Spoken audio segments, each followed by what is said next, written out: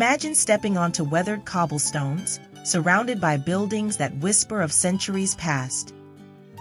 The scent of strong espresso mingles with the rich patina of history. This is Florence, the city that birthed the Renaissance.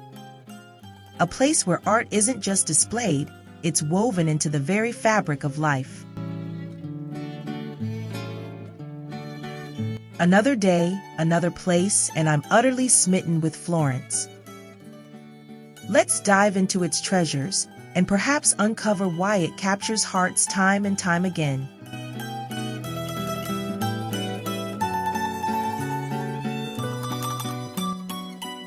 Train travel in Italy is smooth, and Florence is easily reached from other cities. Book tickets ahead on the Trenitalia website. We opted for an Airbnb, a short walk from the center, perfect for feeling like a temporary local. Florence is built for strolling, but taxis and buses are there if needed. Think beyond hotels. Villas in the Tuscan countryside offer another kind of magic. The art of exploration. No Florence trip is complete without encountering Michelangelo's David. The Galleria dell'Accademia houses his masterpiece, so pre-booked tickets are a must. But the gallery offers so much more. Unfinished Michelangelo sculptures that reveal his process, stunning religious art, even antique musical instruments.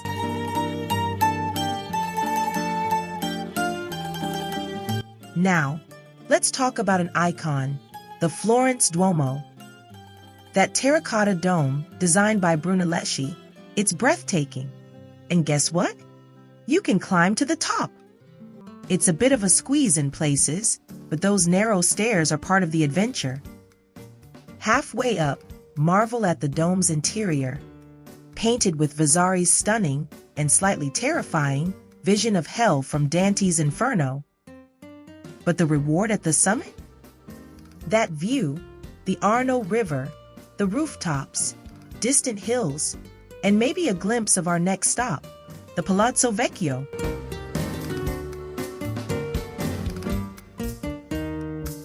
This palace in the lively Piazza della Signoria was once the heart of Medici power. It's featured in the movie Inferno, if that rings a bell. Be sure to admire the statues in the nearby Loggia dei Lanzi before heading inside. And art lovers, the Uffizi Gallery is right next door. Botticelli, Caravaggio, masterpieces abound.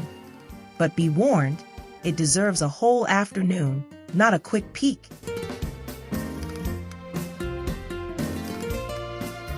The Medici legacy. The Medici, those Renaissance powerhouses, their impact is staggering. Think about it. Modern Italian stems from the Florentine dialect. They bankrolled artists like Leonardo da Vinci, explorers like Columbus, even Galileo. Their fingerprints are on banking, science, the maps of the world. They changed everything. But the Medici weren't the only figures to shape Florence's legacy. Let's journey a few centuries back to a time of exiled poets and visions of the afterlife. Dante, poet of heaven and hell. Florence is a tapestry woven with art, history, and echoes of giants like Michelangelo and the Medici. But before all that Renaissance glory, another figure shaped not just Florence but the world of literature. He journeyed through the depths of hell, climbed a mountain of redemption, and soared into celestial light. Let's dive into the world of Dante Alighieri. Dante wasn't just a writer. He was a man forged in the fiery crucible of 13th century Florence. Think clashing noble families, exiled popes, the whole city caught in a tug-of-war for power. Dante found himself on the losing side of these conflicts. Banished from his beloved city, his writing became his way of making sense of it all, and perhaps seeking a kind of justice.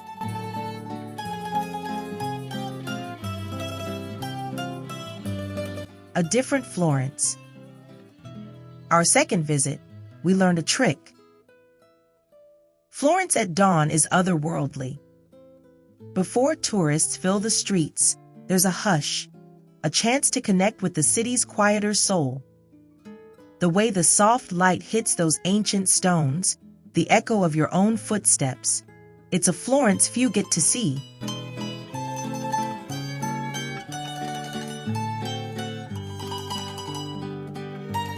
Florence isn't just a checklist of sights. It's the feeling it leaves you with. The sense of walking where giants of art, science, and thought shaped our world. This is just a taste.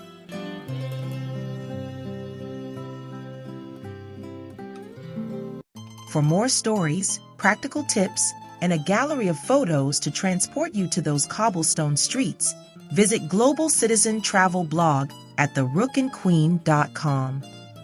Until the next adventure, keep traveling smart. Arrivederci.